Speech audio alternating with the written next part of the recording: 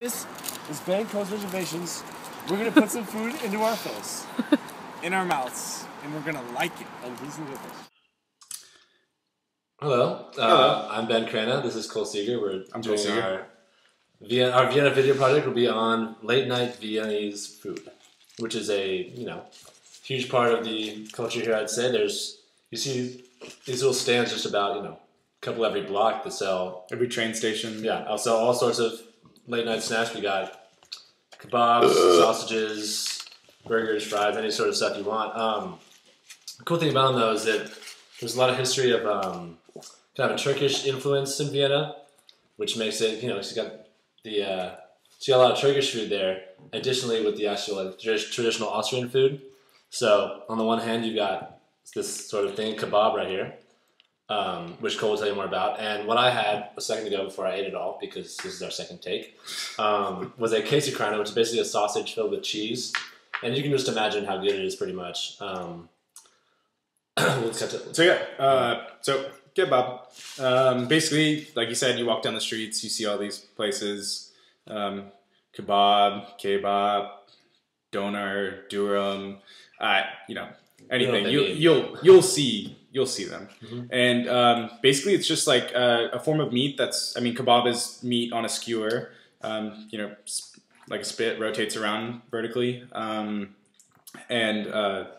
like in this case, it's like processed meat that's then like compressed onto a spit and then rotates around, and then they shave it off into little tiny pieces. So if I can get you out a little piece of this, yeah, so you kind of see. Oh yeah, it's nice and thin.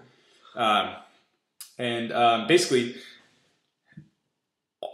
although it is Turkish, it originally began in Berlin. So on March 2nd, 1971, there's this guy named Mahmoud Aygun, Aygun, if you want to Google it.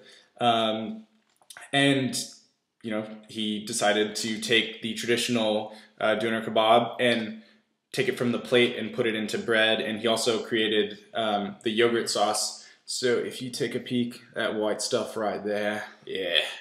And so he's known as the kebab king. And in recent history for him, unfortunately, on January 20th, 2009, he passed away due to cancer. So the community in Berlin was saddened and wanted to show their thanks. So there were headlines that said, thanks for everything, Mahmoud. But yeah, like I said about the meat, compressed in, and then, you get lettuce, tomato, onions, the yogurt sauce, some chili sauce, and yeah, greatness. Mm-hmm.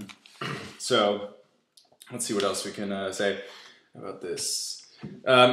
There are some health concerns with these. This is about 1,000 calories. It's 100% of my daily fat intake, 100% of my salt intake, 100% of saturated fat. There's also trans fat in it, and it's just not the most healthy thing to be eating on a regular basis. But when you're talking, late night, cheap, greasy, tasty food, this is where it's at. Do you have anything to add? Yeah, and then the queso, which is my dish, which unfortunately I can't show you right now. But basically, people aren't really exactly sure. There's actually some debate as to where it was originated. In the Austrian, Chamber of Commerce is stating that the country of Austria was invented in Austria in the 80s.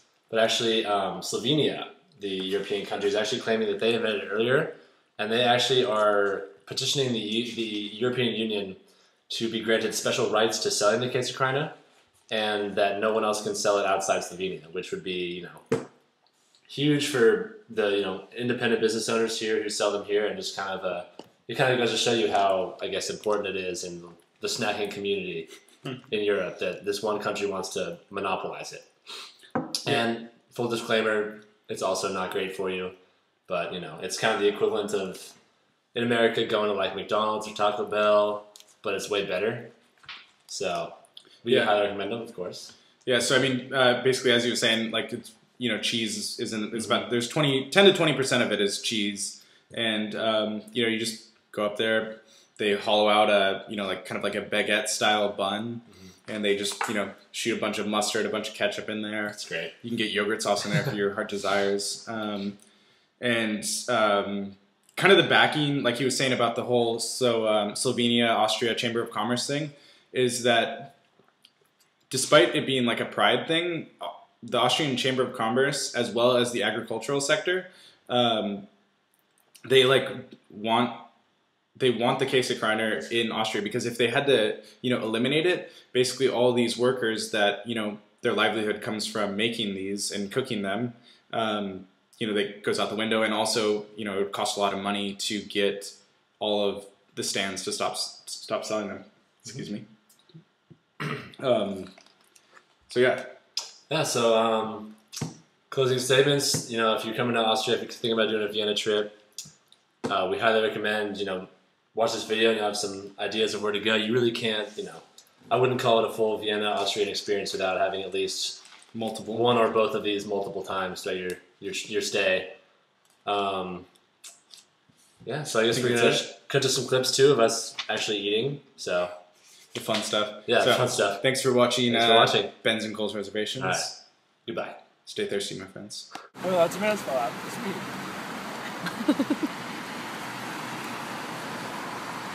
Oh gosh.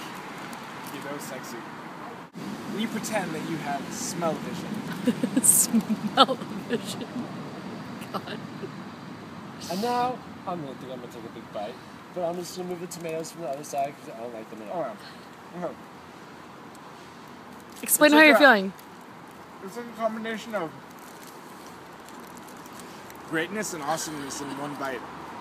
Like you get the heat you would get from putting peppers on a pizza, but you get the flavor you get at like a Chinese restaurant, but it's in Turkish form. Like it's truly incredible. It's one bite. Okay, I'm gonna finish this bad boy off. I'm gonna put this just right into my face, and it's gonna be chill. Okay. Are we ready? I'm gonna follow it. I'm gonna choke. Okay. Do it. But it's gonna be great. 1, 2, 3.